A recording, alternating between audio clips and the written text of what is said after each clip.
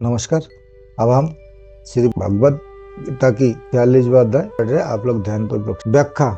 जल से सर्वथा परिपूर्ण सच्च निर्मल मोहन सरोवर के प्राप्त होने पर मनुष्य को छोटे छोटे जलाशयों की कुछ भी आवश्यकता नहीं रहती, कारण कि छोटे से जलाशय में अगर हाथ पैर धोए जाए तो उसमें मिट्टी धुल जाने से वह जल स्नान के लायक नहीं रहता, और अगर उसमें स्नान किए जाए तो वह जल कपड़े धोने के लायक नहीं रहता, और यदि उसमें कपड़े धोए जाए तो वह जल पीने के लायक नहीं रहता। परंतु मोहन सरोवर के मिलने पर उसमें सब कुछ करने पर भी उसमें कुछ भी फर्क नहीं पड़ता, अर्थात उसकी स्वच्छता, निर्मलता, पवित्रता वैसी की वैसी ही बनी रहती है। ऐसे ही जो महापुरुष परमात्मा को प्राप्त हो गया, उनके लिए वेदों में कहे हुए यज्ञ, दान, तप, व्रत आदि जितने भी पुण्यकारी कार्य है, उन सब से उनका कोई मतलब नहीं रहता, अर्थात वे पुण्यकारी कार्य उनके लिए छोटे छोटे जलाशयों की तरह हो जाते हैं। ऐसे ही दृष्टांत तो आगे 70वें श्लोक में दिया है कि वह ज्ञानी महात्मा समुद्र की तरह गंभीर होते हैं। उसके सामने कितने ही भोग आ जाए, वे उसमें कुछ भी विकृति पैदा नहीं कर सकते।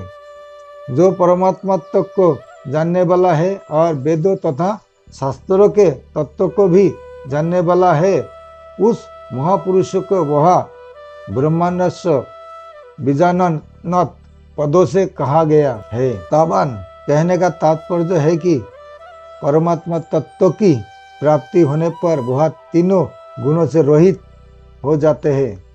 वह निर्द्वंद हो जाता है, अर्थात उसमें राग द्वेष आदि नहीं रहते। वह नित्य तत्व में स्थिर हो जाता है। वह नियोगक्षम हो जाता है, अर्थात कोई वस्तु मिल जाए और मिली हुई वस्तु की रक्षा होती रहे, ऐसा उसमें भाव भी नहीं होता। वह सदा ही परमात्मायन रहता है। परिशिष्ट भाव। सांसारिक भोगों का अंत नहीं है, अंत ब्रह्मांड है और उसमें अनंत तरह के भोग है, परंतु उनका त्याग कर दे, उससे असंग हो जाए तो उनका अंत आ जाता है। ऐसे ही कामनाएं भी अनंत होती है, परंतु उनका त्याग कर दे, निष्काम हो जाए तो उनका अंत आ जाता है। संबंध।